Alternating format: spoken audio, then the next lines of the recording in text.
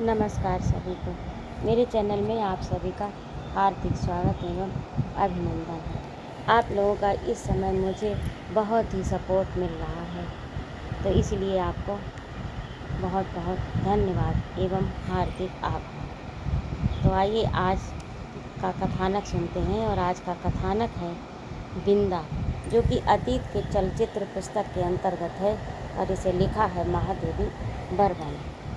सभी सी आँखों वाली उस दुर्बल, छोटी और अपने आप ही सिमटी सी बालिका पर दृष्टि डालकर मैंने सामने बैठे सज्जन को उनका भरा हुआ प्रवेश पत्र लौटाते हुए कहा, आपने आयु ठीक नहीं भरी, ठीक कर दीजिए, नहीं तो पीछे कठिनाई पड़ेगी।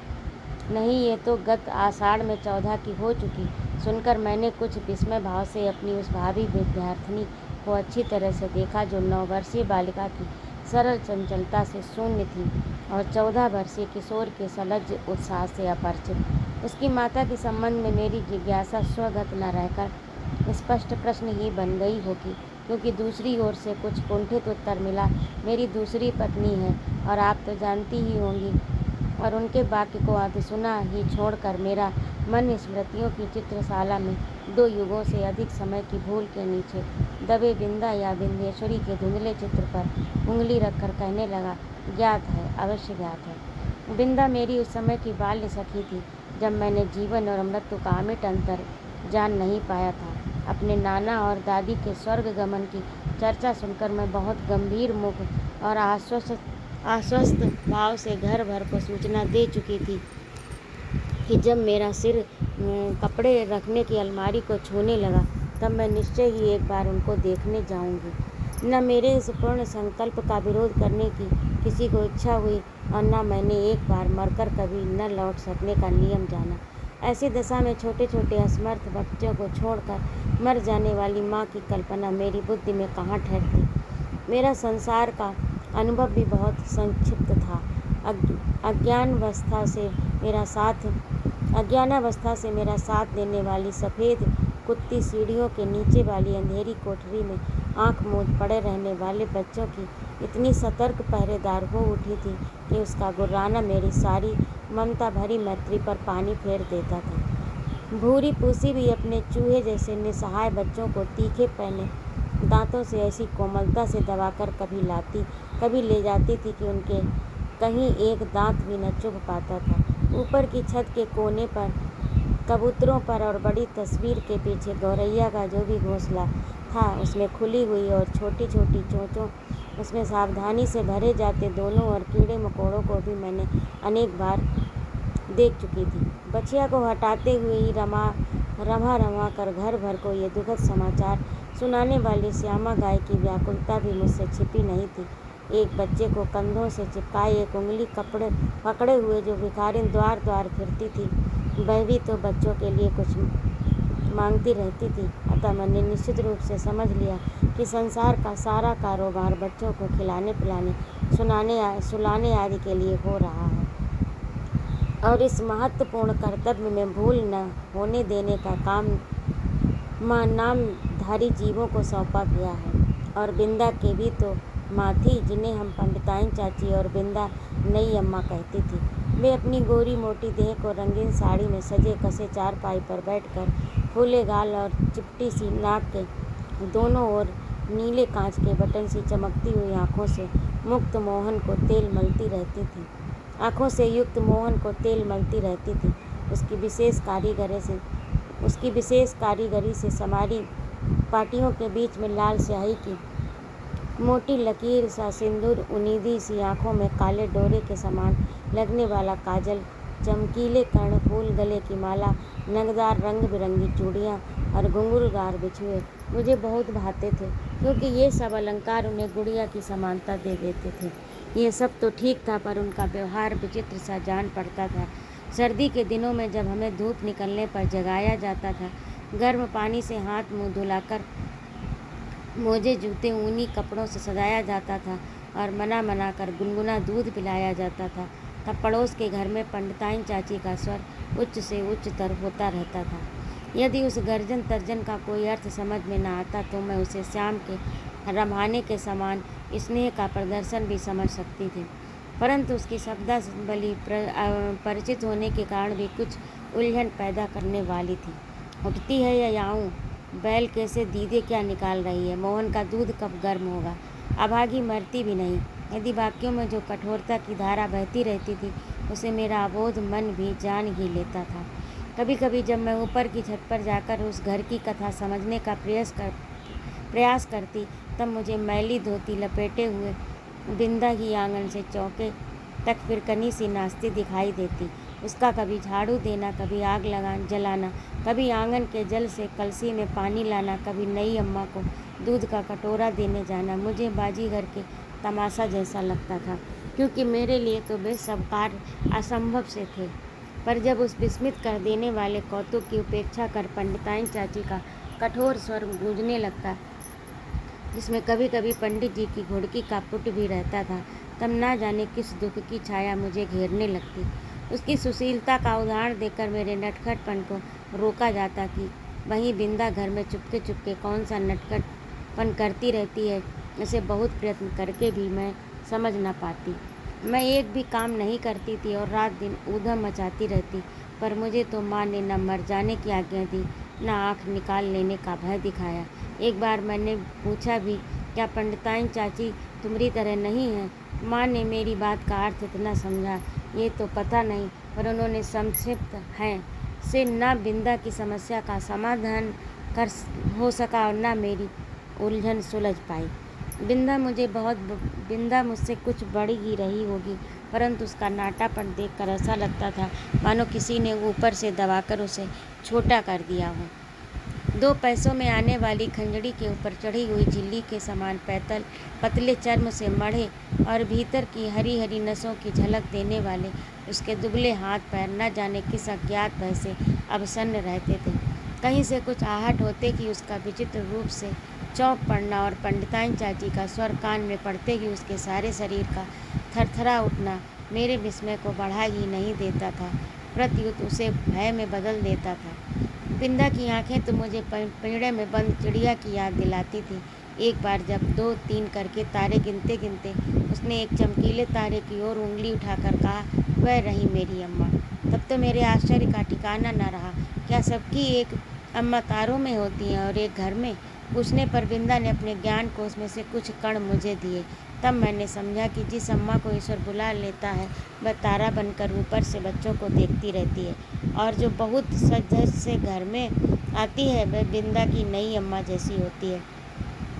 पर मेरी बुद्धि सहज ही पराजय स्वीकार करना नहीं जानती। इसी से मैंने सोच कर कहा, तुम नई अम्मा को पुरानी अम्मा क्यों नहीं कहती? फिर वे ना नई रहेंगी और ना डांटेंगी। बिंदा को मेरा उपाय कुछ जचा नहीं, क्योंकि वह तो अपनी पुरानी अम्मा को खुली पालकी में लेट कर जाते और नई को बंद पालकी में बैठकर आते हुए देख चुकी थी। अतः किसी को भी पदच्युत करना उसके लिए कठिन था। पर उसकी कथा से मेरा मन तो सचमुच आकुल हो उठा। अतः उसी रात को मैंने माँ से बहुत अनुनयपूर्वक कहा, तुम कभी तारा न बनना, चाहे भगवान कितना ही चमकीला तारा बनावे। माँ बेचारी मेरी विचित्र मुद्दा पर विस्मित होकर कुछ बोल भी ना पाई कि मैंने अकुंठित भाव से अपना आशय प्रकट कर दिया। नहीं तो पंडिताइन जैसी नई अम्मा पालकी में बैठकर आ जाएंगी और फिर मेरा दूध, बिस्किट, जलेबी सब बंद हो जाएगी और मुझे बिंदा बनना पड़ेगा। माँ का उत्तर तो मुझे स्मरण नहीं, पर इतना याद है कि उस रात उसकी धोती का छोर मुट्ठी में दबाकर ही मैं सो पाई थी। बिंदा के अपराध तो मेरे लिए अज्ञात थे, पर पंडिताइन चाची के न्यायालय से मिलने वाले दंड के सब रूपों से मैं परिचित हो चुकी थी। गर्मी की दोपहर में मैंने बिंदा को आंगन की जलती धरती पर बार बार पैर उठाते और रखते हुए घंटों खड़े देखा है। चौके के खम्भे से दिन दिन भर बांधा गया भूसे से मुरझाए मुख के साथ पैरों नई अम्मा और खटोले में सोते मोहन पर पंखा झलते देखा है। उसे अपराध का ही नहीं, अपराध के अभाव का भी दंड सहना पड़ता था। इसी से पंडित जी की थाली में पंडिताइन चाची का ही काला मोटा और घुंघराला बाल निकलने पर भी दंड बिंदा को मिला। उसके छोटे छोटे हाथों से धुल ना सकने वाले उलझे तेलहीन बाल भी अपने स्वाभाविक भूरेपन और कोमलता के कारण मुझे बड़े अच्छे लगते थे। जब पंडिताइन चाची की कैंची ने उन्हें कूड़े के ढेर पर बिखरा दिया, उसके स्थान को बिल्ली की काली धारियों जैसी रेखाओं से भर दिया, तो मुझे रुलाई आने लगी। पर बिंदा ऐसे बैठी रही मानो सिर और बाल दोनों नई अम्मा के ही हों। और एक दिन याद आता है कि चूल्हे पर चढ़ाया दूध उठना जा रहा था। बिंदा ने नन्हे नन्हे हाथों से दूध की पतीली उतारी अवश्य, पर वह उसकी उंगलियों से छूट कर गिर पड़ी। खौलते दूध से जले पैरों के साथ दरवाजे पर खड़ी बिंदा का रोना देख मैं तो हतबुद्ध सी हो रही। पंडिताइन चाची से कह कर ही वह दवा क्यों नहीं लगवा लेती, ये समझाना मेरे लिए कठिन था।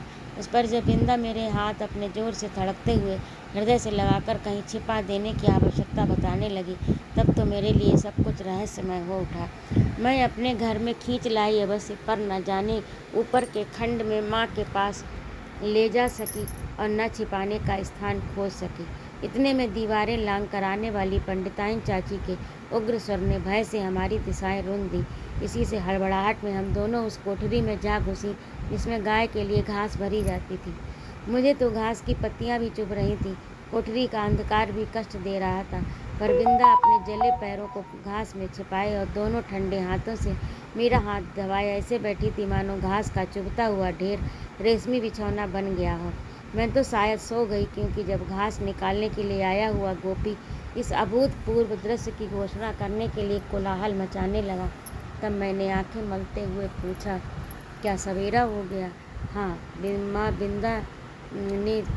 माँ ने बिंदा के पैरों पर तिल का तेल और चूने का पानी लगाकर जब अपने विशेष संदेह वाहक के साथ उसे घर भिजवा दिया, तब उसकी क्या दशा हुई ये बताना कठिन है। पर इतना तो मैं जानती हूँ कि पंडिताइन चाची के न्याय विधान में न क्षमा का स्थान था, न अपील का अधिकार। फिर कुछ दिन तक मैंने बिंदा को घर आंगन में काम करते नहीं देखा। उसके घर जाने से माँ ने मुझे रोक दिया, पर वे प्रायः कुछ अंगूर और सेब लेकर वहाँ हो आती थी। बहुत खुशामद करने पर रुकिया ने बताया कि उस घर में महारानी आई हैं, क्या वे मुझसे नहीं मिल सकती? पूछने पर वह मुंह में कपड़ा ठूंस कर हंसी रोकने लगी। जब मेरे मन का कोई समाधान न हो सका, तब मैं एक दिन दोपहर को सभी की आंख बचाकर बिंदा के घर पहुंची। नीचे के सुनसान खंड में बिंदा अकेली एक खाट पर पड़ी थी। आंखें गड्ढे में धंस गई थीं, मुख दानों से भरकर न जाने कैसा हो गया था, और मैली सी चादर के नीचे छिपा शरीर बिछौने से भिन्न ही नहीं जान पड़ता था। डॉक्टर दवा की शीशियाँ सिर पर हाथ फेरती हुई माँ और बिछौने के चारों ओर चक्कर काटते हुए बाबूजी के बिना भी बीमारी का अस्तित्व है, ये मैं नहीं जानती थी। इसी से उस अकेली बिंदा के पास खड़ी होकर मैं चकित सी चारों ओर देखती रह गई। बिंदा ने ही कुछ संकेत और कुछ अस्पष्ट शब्दों में बताया कि नई अम्मा मोहन के साथ ऊपर खंड में रहती हैं, शायद चेचक के डर से। सवेरे शाम बरौनी आकर उसका काम कर जाती है। उसके बाद फिर बिंदा का मिलन संभव न हो सका, क्योंकि मेरे इस आज्ञा उल्लंघन से माँ बहुत चिंतित हो उठी थी। एक दिन सवेरे ही रुकिया ने उससे न जाने क्या कहा कि वे रामायण बंद कर बार बार आंखें पोंछती हुई बिंदा के घर चल दी। जाते जाते वे मुझे बाहर न निकलने का आदेश देना नहीं भूली। इसी से इधर उधर से झांक कर देखना आवश्यक हो गया। रुकिया मेरे लिए त्रिकालदर्शी से कम न थी, परंतु वह विशेष अनुनय विनय के बिना कुछ बताती ही नहीं थी, और उससे अनुनय विनय करना मेरे आत्मसम्मान के विरुद्ध पड़ता था। अतः खिड़की से झांक कर मैं बिंदा के दरवाजे पर जमा हुए आदमियों के अतिरिक्त और कुछ न देख सकी। इस प्रकार की भीड़ से विवाह और बारात का जो संबंध है उसे मैं जानती थी। तब क्या उस घर में विवाह हो रहा है, और हो रहा है तो किसका?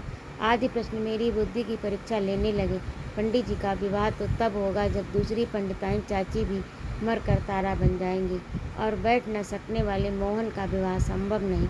यही सोच विचार कर मैं इस परिणाम तक पहुंची कि बिंदा का विवाह हो रहा है, उसने मुझे बुलाया तक नहीं। इस अपमान से आहत मेरा मन सब गुड़ियों को साक्षी बनाकर बिंदा को किसी भी शुभ कार्य में न बुलाने की प्रतिज्ञा करने लगा। कई दिन तक बिंदा के घर झाँक झाँक कर जब मैंने माँ से उसके ससुराल से लौटने के संबंध में प्रश्न किया, तब पता चला कि वह तो अपनी आकाशवासिनी अम्मा के पास चली गई। उस दिन से मैं प्रायः चमकीले तारे के आसपास फैले छोटे तारों में बिंदा को ढूंढती रहती, पर इतनी दूर से पहचानना क्या संभव था। तब से कितना समय बीत चुका है, पर बिंदा और उसकी नई अम्मा की कहानी शेष नहीं हुई। कभी हो सकेगी या नहीं, इसे कौन बता सकता है। तो ये था आज का कथानक। आप लोगों को कैसा लगा कमेंट अवश्य बताइएगा। और यदि आपको मेरा कहानी सुनाना अच्छा लगता हो तो कृपया मेरे चैनल को सब्सक्राइब भी कीजिएगा और अपने मित्रों को शेयर भी कीजिएगा। सुनने के लिए बहुत बहुत धन्यवाद। जय माँ भारती।